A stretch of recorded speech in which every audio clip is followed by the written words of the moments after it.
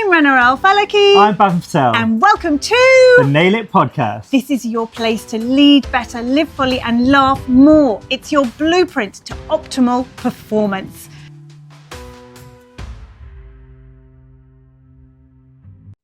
Hello, and welcome to another episode of the Nail It podcast, your place to lead better, live fully, and laugh more. Now, didn't you notice how that just flowed off my tongue because I didn't have to rely on my counterpart Bhavin to try and remember what those words were? So a little bit different today. Sadly, Bhavin couldn't make it, but I just had to have this guest on board.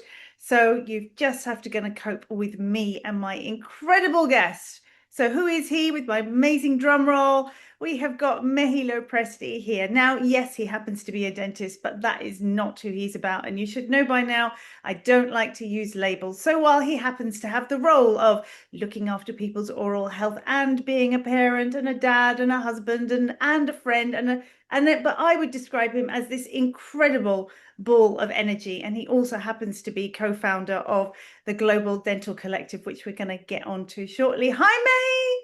Hi, Rana. How are you? I'm great. How are you doing? Very good. I'm very good. Thanks for having me.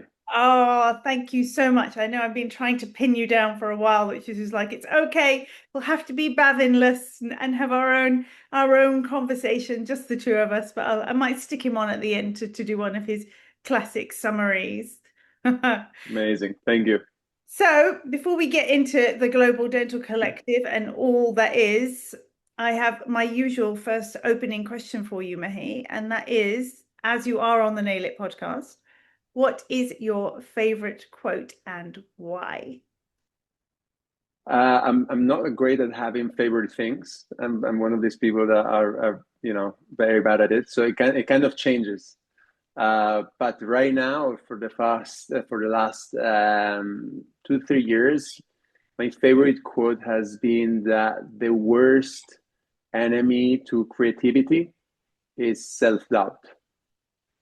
And yeah, that was a quote I heard from it was an American author and poet, Sylvia Plath. I don't know if you heard from her. And she died she's American but died in Primrosdale, where I was living for a few years in London. Mm-hmm. And somehow I came across where she was living, and then I kind of like came across a bit of what she wrote, and then I got to that quote that really helped me to keep going in moments of weakness, as I call them. You know, it's so funny. I found doing this podcast now, there are millions of quotes, right? And yet there are some that stand out that we find our guests say the same things. Now, I don't know if that because so many of our guests are somewhere in the dental industry. There's some kind of so this was repeated. So we've had that one before by George Suker, who works in media. So I mean, he does loads of video training and brand management, and he explained it in a very similar way to you. And it's interesting how you said, say, for the last 3 years, that's helped you push through because you realize that self-doubt is the block that's stopping you from being creative. Yeah. So I really need to meet George now. I need to meet George. I'll introduce you.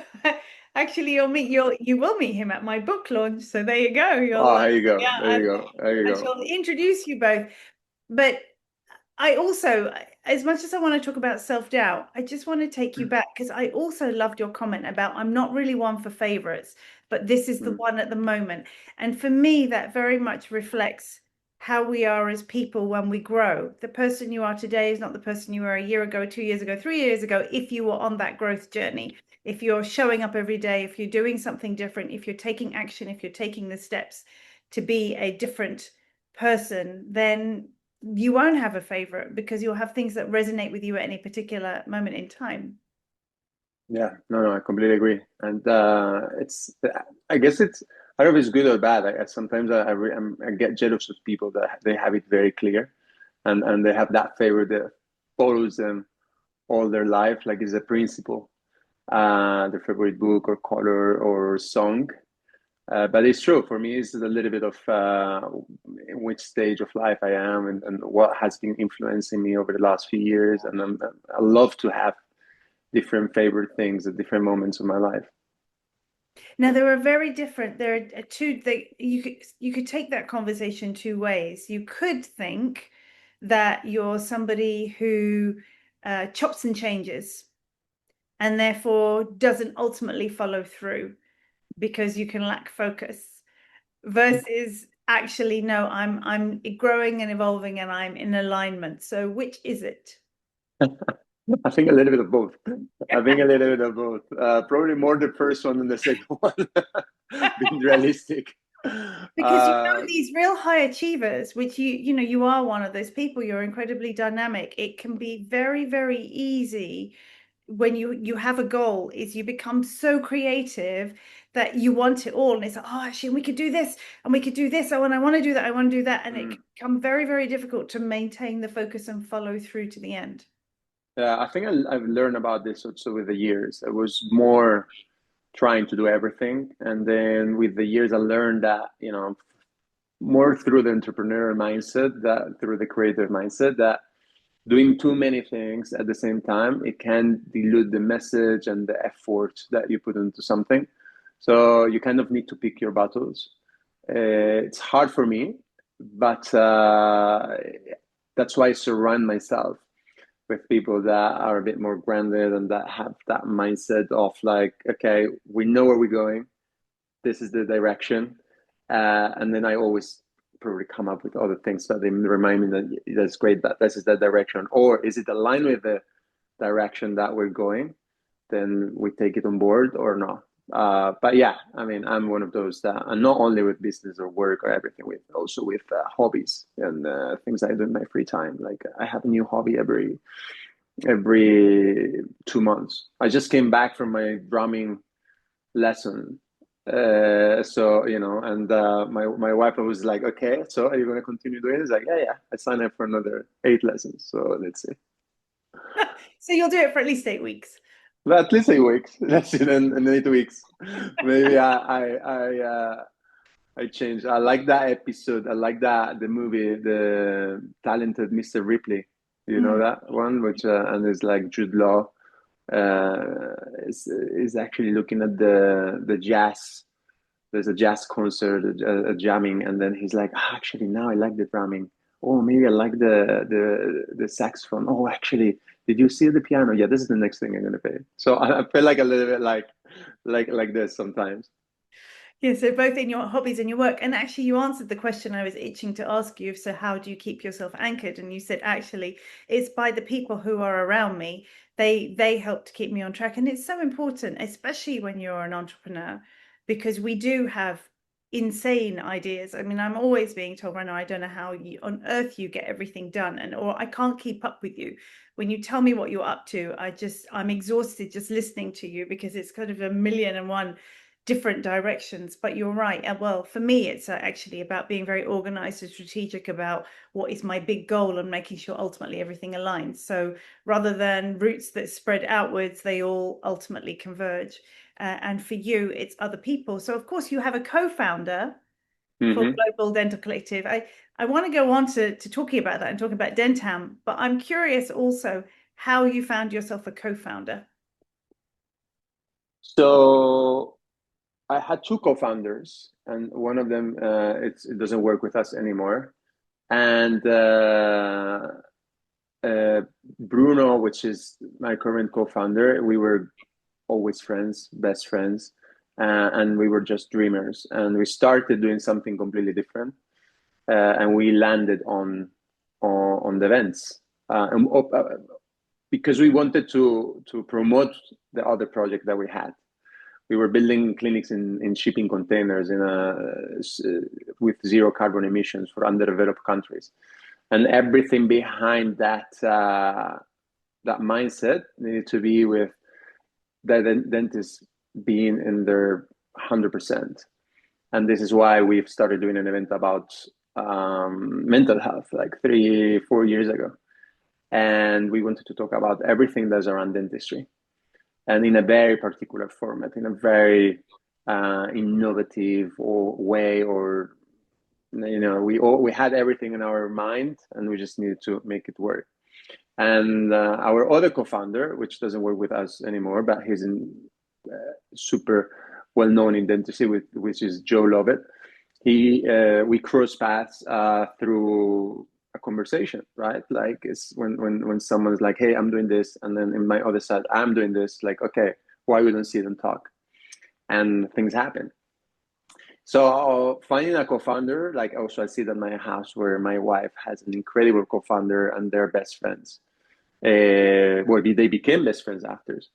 It's I see it more difficult than getting a life partner, a husband or a wife or someone that you need to be with, because you almost, I mean, I can see it, almost you have the same conversations, the mindsets needs to be very different than your life partner in a way. So it needs to very fit very well into your life, your mindset. There's going to be discussions, and you need to know how to solve them, right? There are going to be differences in your ideas and your direction, and the most important is to agree to one of the solutions, right? Or a third one, but that's the key, like in life. So I see that, and we always talk about this, like, wow, like it's so hard to find the right co-founder, right? It's probably the hardest part of it. Yeah, 100%. And I see that with so many partnerships. And again, we're back to be entrepreneurs, because the whole thing that makes you an entrepreneur is you're a disruptor, you're an innovator, you're a creator. And then to find someone who not only shares your vision, but is synergistic. So what I mean by that is it becomes 1 + 1 = 3, that both of you come together to create something even bigger. I mean, you need to have, other than alignment, you also need to have incredible communication, and put ego aside. Ego aside and full trust on each other. Like that's that. If you ever doubt about each other, that's the beginning of the end. Like, of course, egos aside, full trust. If you start looking over the shoulder, do you say that? Yeah. Oh, yeah. And not knowing what the other person is thinking, then things get messy. Like in life, basically, like with your life partner. So I always say a lot of young people, which I love, they have a very entrepreneurial mindset, and doesn't need to be the right co-founder, the one you start with. You might start with one person and you end up with another one, like in life too. But it's fine. It's good to try to have experiences with different people, and you need to be okay with it, right? So that's also important. Don't be super like, oh, if it's not with this person, I can't make it. That's also something to have in consideration, I think. Yeah, I mean, I tried many. I mean, when we first started running our Nail It events, they were 3-day immersive events. I mean, we called them a triple mastery boot camp, because it really was. I mean, we would take people through these physical experiences. We would gamify everything, so it would mimic something that you're going on in your everyday life, be it being out of control in some way, or heightening one sense and taking another away, and then we would tease stuff out of you to then get you to transform. And I mean, that person who we ran a couple of those together, I love him dearly, one of my best friends, but your best friend doesn't necessarily make the best co-founder. No, when God is the you're worst. trying to drive a business within a certain way, so you both need to share that ambition and drive, Yeah. or be complementary, as well as the other things you've been talking about, which is the transparency, the honesty, the integrity, the aligned purpose, the communication, the emotional intelligence, the emotional regulation, all of them being leadership skills, of course. Yeah, absolutely. Yeah. So on that, you found Bruno, you were creating these dental clinics in shipping in Well, shipping containers, right? the idea was to build this super high end clinics. We actually like work on it for 2 years, and then we became very knowledgeable about humanitarian and sustainability, and then we saw that, okay, that is very difficult, two very difficult words to put together and to navigate. So we found so many blockers that it was almost like the word was against what we were doing. We kept trying, but at the end we landed in doing this event, and we enjoyed them so much, and we saw so much potential, and we actually didn't realize how much people wanted to be Crazy. there. Yeah, so like people were like asking like, when is next? And like, next what? That's it. This is this is it. Okay, so you decided in this effort that you would create an event. Was the event designed to raise money at the time or awareness? No, it was the money to, yeah, it was an event to raise awareness, just to Yeah. talk. We're Okay. just trying to create a safe space. It was like it was called the dental debate, nothing special. But it The was in a dental, warehouse, the the dental dental debate. debate, dental Yeah, debate. dental debate. It was in a warehouse in East London, one of Bruno's businesses, a completely empty warehouse. And we just created a little bit like a TV show style, where all the lights were dimmed, and the light direct on the front. And we had like 12 panelists that they were talking about social media, mental health, and sustainability, and the stories that people were sharing, and the format, it was so welcoming for people to talk and to engage, that people felt like, it's like they forgot that they were around another 200 people. And that was very magical, and we were not expecting this. It was all improvised, by the way. Like we didn't have a script. There was no script, zero script, just questions. And then we ended up everything on a massive party. We're very good at doing parties, and that's actually that was the main reason to do this, the main party. And it's See, like, okay, yeah. I'm just going So to interrupt you before you tell me about the party because yeah, you said something really poignant there. You talked about we didn't have a script, just questions. And that is actually the best way in life because if you script your life out, then you block your way to a path that maybe you're meant to go on. Whereas if you keep on asking questions, that's exactly what keeps you curious and you get surprised, which you were. yeah, we were inspired by, well, my sister was who gave me the idea. She's a sociologist and works in humanitarian, but they create these discussion groups where they bring people from different backgrounds, ethnicities, and put the question in the middle, and in a room that is just recording their answers. Mhm. And this is how we designed the event, based on this. So then you had this brilliant event. It sounds like it was very warm, very authentic, very energizing, very surprising. And then you had a big party. And then we had a big party till 3 in the morning to forget everything that we talked about. And the feedback was obviously incredible. So how did you fill up the room? Because normally, and it was it dentists? It was dentists, people The from the dental debate. profession. Because I didn't normally know. we end up saying, oh, yeah, come along. And most people just look for like, okay, give me the aims, the objectives, the what am I going to get out of this? How much CPD am I going to get? So you must have said something different for them to realize. And there's obviously an appetite there for something different. Yeah, I always the funny thing is I always say that people sign up to our events without even knowing what they're signing up for. Yeah, I'm super grateful for it. And the first one was, obviously, I was completely out of the industry. Like, I was doing my own dentistry, my own thing. I was never really going to any other events, to be honest. And I actually studied in Spain, came to London, so I never really got engaged into the dental community. So it was actually Joe who was bringing sponsors. He knew everyone, and then we started. The board was growing. People came, had an amazing time, and then it was just like we were launching things without people knowing where they were coming from. Especially like when we were evolving the format, that we evolved to Dentorama, which was the next event. Mhm. We didn't even know how to explain that we were bringing actors to play real life scenarios that happened in a clinic, and people were so confused. Still, we filled a room with 350 people Incredible. for an evening in Mayfair. What are the topics?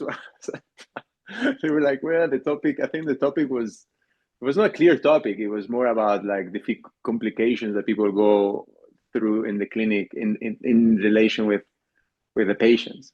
Yeah. So, you know, we had actors that they were playing moments that had to happen to all of us. It wasn't all in a comedy. It was written by a theater director, by Nicole, and that was amazing too. That was actually one of my favorites. But we didn't really know how it would go. And again, the conversations were. This was last year, November 25. No, that's the first time we did Dentorama was 2023. That was the first Dentorama. Okay, because then you did another Dentorama. We did another Dentorama. And then you won an award. Well, you got highly commended by the British. Yeah, I was Formula Noir. That was a new version of Dentorama, which was over dinner for 150 people in an old church in Milan. That was again a completely different format. At that point, I'm more into immersive experience, and I know more about how to make people feel part of the event.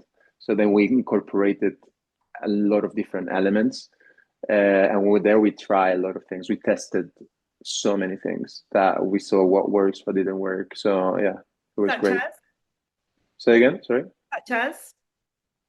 Such as what worked? Oh, what worked? I mean, the venue was incredible. So the people were super impressed in an abandoned church, and that we created all that in literally one day, all what they were seeing. It was great. The food was amazing, and people just love to be together. You know, this is the thing that people, if you do things with care and love, people appreciate it so much. And something that happened is that the sound wasn't very good, so people couldn't hear the actors very well. That was in between the dinner. And even though, you know, like people really know how much effort and how much you care and everything, that people really still like, you know, hey, didn't went as expected, but still was an amazing event. You know, of course, I was like, you know, not having the best time, thinking, oh my God, this could have been better. We could have done this, could have done that. But, you know, it's what it is. The self-doubt. Self-doubt. Trying to stop further creation. Yeah, which if that self-doubt was before during the event, we would have never done this event. It was like 70 people working in an event for 150 people. And we only had access to build all that word in the same morning. So, you know, the Royal Albert Hall is not has very poor acoustics. Yeah. And yet, you know, it hosts the proms, right? Yeah. The point is, how did they work that out? And then, but they've had time. They've had time to fail. They've had time for things not to be so good. And then they've built in systems, in their case, a ton of domes on the top of the ceiling to improve things. So it's trial and error, isn't it? We always use this term called fail forward. Have you heard of that? Yeah. Yeah, to keep failing, but keep moving. Every time you fail, you move further forward. So you wouldn't have known. So what I'm hearing about the words that are jumping out at me are unique, disruptive, immersive, venue. So that kind of goes into the uniqueness, connection, community, fun, safe. And yeah. Any other values like to put on that? And I think now for me, all these years has been like a little bit of research. And now I'm getting obsessed with education and how can that message really sink on people. And now that's why we're going to, with the next events, we're going to tap into clinical education because you know, we've discovered that everything that we're doing, it really sinks into your memory, and whatever you learn from what you see and the conversations, it really stays. But when I go to a place and I see an amazing lecture, I don't remember the slides. I don't remember a lot of what I see, and it's such a shame, you know. So we're working very hard on trying that everything that you see in that event stays with you. Yeah. That's what we're working on. And so education is a big thing now for well, it was always that, people thought that we're trying to do entertainment, but we're trying to do education. So and education can be anything, right? You may be giving people clinical facts, or you may actually be educating them about the type of person they want to be, or just simply helping to engage their memory. But in the learning pyramid, that, all those things we talked about, experiential, immersive, the more senses that you can engage, the more participation you can have, because you also talked about that, then the higher up in the learning pyramid you become, until, if you actually are fully immersed and you're engaged and you're playing and you're having fun, then you learn and retain. So I think it's almost 90% greater. Yeah, I'll tell you, exactly. when I put my dentist hat on and I teach my crown lengthening course on a diploma, these poor students don't know what's hit them, because I suddenly jump into role play, and I just start acting like this complete psychotic patient who's completely mad and worrying about like 1 millimeter of gingiva or whatever, and I go around the room, so no one can escape, because everybody has to say something and have their part. No one can speak up over someone else, but at the same time it's fun and it's engaging and it's immersive, and then they remember the procedure and exactly what it is they're supposed to do, and they remember all of the problems and all of the things you have to say and the step by step you have to do, because they've been forced to do it, but in a fun, engaging way. So I Exactly. love that. So you have got, I mean, Dentorama, Molenoir. I mean, all of it has gotten bigger and bigger and bigger. And now there is an event now being set up. You've shown me some plans. September 2025, 26. We're in this. 26, yeah. So tell 18th, me. 18th, 18th and 19th of September. Yep. This is 2 full days. So from the morning to the evening. We used to do just evening events. Now it's 2 full days. And this is where we're literally going, 10 times bigger in everything, on time and on production, on a number of speakers, of attendees. And it's basically what our interpretation of a dental conference. It's a little bit of a festival style format where you can go to an event and then you have another 4 events that you can pick, for different rooms, for different words, for different layouts. One is more clinical, one is more business oriented, one is more mouth-body connection, and one is more fraud prevention. So this is what we built for September. I love Dentown. Yes, Dentown. Dentown. So you're taking over this big building. So you're going to have, if anyone wants clinical skills, if they want to learn Yeah. about business skills and marketing skills, if they want to learn about the mind body connect, well, the mouth body connection, which obviously, I love all that stuff. So about how to then be a healthier person, not just for your patients, but also for yourself as well. That. And then obviously clinical skills and preventative skills, which is going to be amazing. And I know all the speakers that you're gradually been announcing them. It's people who are bought into your philosophy, right? Because this is not going to be death by PowerPoint, because you don't remember the slides, right? Like you said. Yeah, I mean, we're bringing people like Galib Gurel, David Montalvo, Florin Kofar. It's people that they have their slides, and we are allowing people to have the slides. But what happens is, before and after those slides appear, they have also specific I wouldn't say orders, but a specific guidelines of what will happen. So everything aligns with the rest of the event. But the idea is that you could take your whole team, because every room is designed for someone in your team. You could decide where to be. And the idea is that you leave with a blueprint by the end of the weekend with what you want to apply in your clinic, from the patient acquisition to the delivery of the treatment. So you can, everyone that speaks, interacts, from partners, sponsors, speakers, ourselves, as well, with that idea that we are part of that workflow that you can apply on Monday. You can decide which pieces they fit in my system, which pieces they don't. And the idea is that you start picking from all the different 2 days. Fantastic. And you know, that's such a lovely alignment, right? It's what are you going to go away with? You're not just going to go away with CPD points or thinking, oh, that was a good conference and that was a great experience and I had fun. But actually, I've got a blueprint for Yeah. what I want to do come Monday morning, whether that's clinical or whether that's completely something else, because you're going to have had an experience as well and met some other incredible people, I'm sure, which is wonderful. Wow. Which is the key. Is the key. So The people that you will know. Yes. So before I get on to, I obviously want to ask you about the nail it pillars, and you've touched on so many aspects of them today. There are two questions I want to ask, but I won't stack. So first one, people have to come to this event to Dentown, September the 18th and 19th, 2026, a Friday, Saturday. It's in my diary. How can they book tickets? How can they find out more? Very easy. globaldentalcollective.com.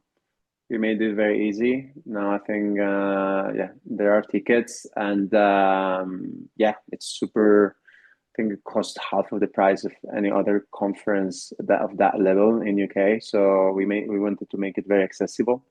It's in central London, at friend's house. It's called the venue in front of Euston Station.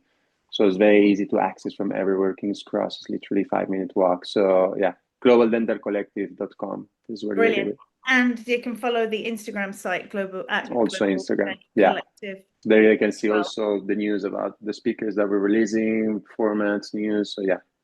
fantastic. Yay! And no, I've got one other question before the final one, which is we talked about when you and I first connected and I saw the stuff you were doing, I was like, yes, this is somebody really doing something different. This is someone stepping outside of the box, not being stuck in a this is how we should do it or this is how it's always been done. You are truly a disruptor. You and Bruno have stepped into that field and are aiming to disrupt in the best possible way. What is it about you that has that desire to disrupt?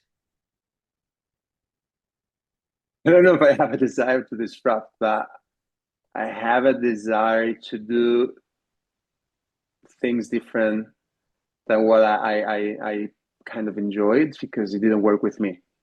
You know, I don't think I took advantage of my clinical education or academic education because of the formats, because of there was no space to be yourself.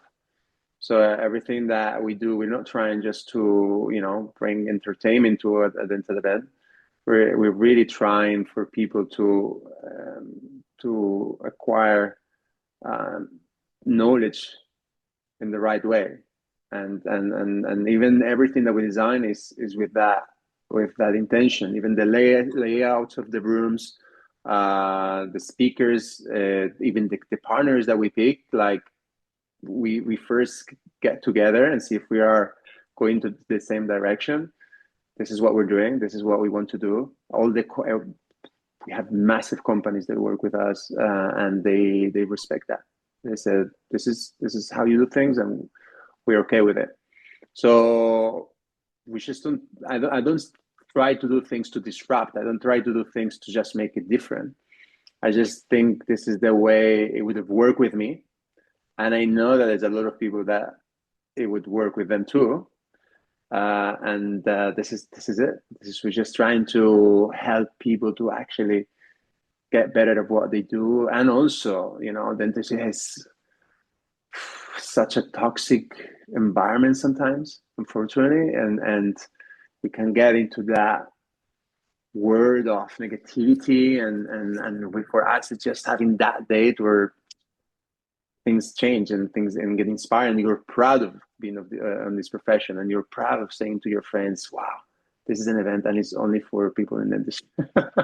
Which is not, but people love that, no? And I love when people from other industries, I don't know, in fashion, just why these have such cool events, no? Or in music or in theater, we need to have this very square and old style meetings. Why we can't do it different? So that's why. Yeah, and that's what I mean by disruptor. Exactly, it's Well, not yeah, no, right. It's not just not following the norm. And you've said it. And you see, I wanted to ask because so often the seeds of these things come from your own personal experiences. And so the image I got when you talked about that was someone who was at university who wasn't necessarily learning the way everybody else was. And we people do not learn in the same way, and yet you get fed stuff in the same way. So it's what I'm hearing you say is you recognize that one size doesn't fit all. So we have different, and to educate people and to educate them effectively, you need to be able to, well, multisensory, you need to be able to, multisensory learning is the most effective way of learning, and everybody taps in and learns in completely different ways. And that's something that being a disruptor, Global Dental Collective can provide to do something different. yeah, yeah. I tested very well my memory during university, my Yeah. photographic memory, but then that's all what I really learned, how to memorize things in a fast way. But I was a terrible student. I've been always. I mean, I think still I'm a terrible student. Uh, but I think there are other ways of learning, and I would love to explore this with people. And obviously, I don't decide how this works. It's just all about, hey, this works with me. What is been working with the other people, and then we try to do something that will help. That's amazing. I love that. That's amazing. Thank you for sharing that. Your So, work. the last question, back to Nail It. You are on this Nail It podcast. So, we always ask our guests out of the 6 key pillars of the Nail It system, which resonates with you the most? It was super hard. I mean, I'm sure everyone says the same, but I can't conceive one without the other. But going back to the same topic of probably today, I think limitless is probably my favorite.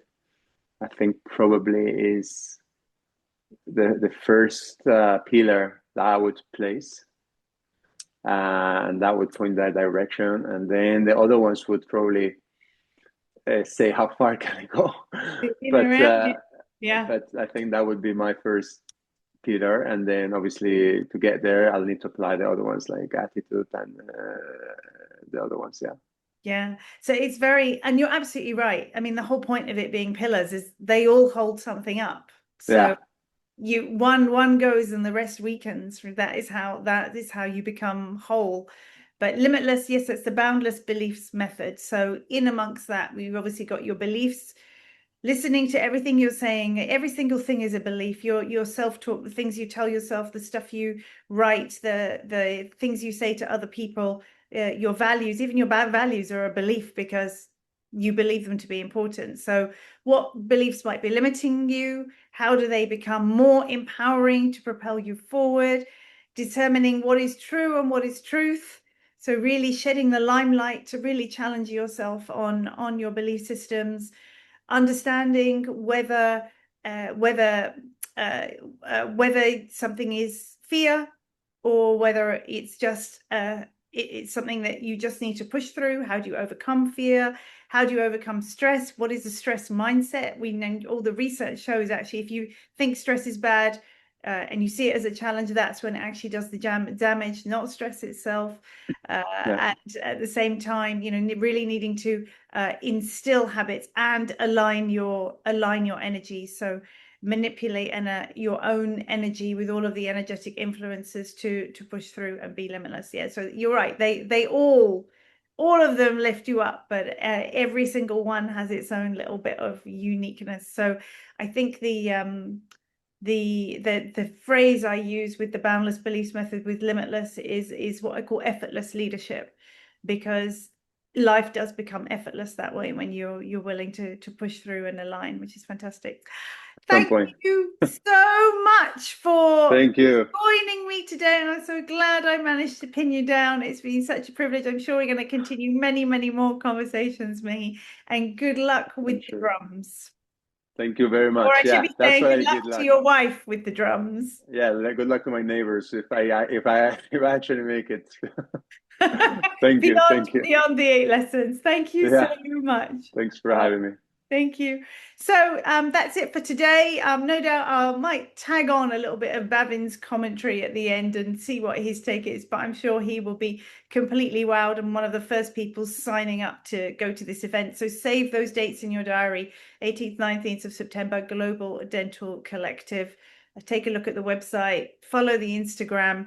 This is definitely something you want to watch. It's so aligned with everything we believe in at Nail It. So thank you again to our amazing guest, Mehy Presti, and bye-bye for now. Thanks for listening to the Nail It podcast. We would love it if you would leave us a 5-star review. And if you'd like to feature as one of our guests or you're ready to nail it, then check out our events, programs and educational courses by visiting nailitindentistry.com.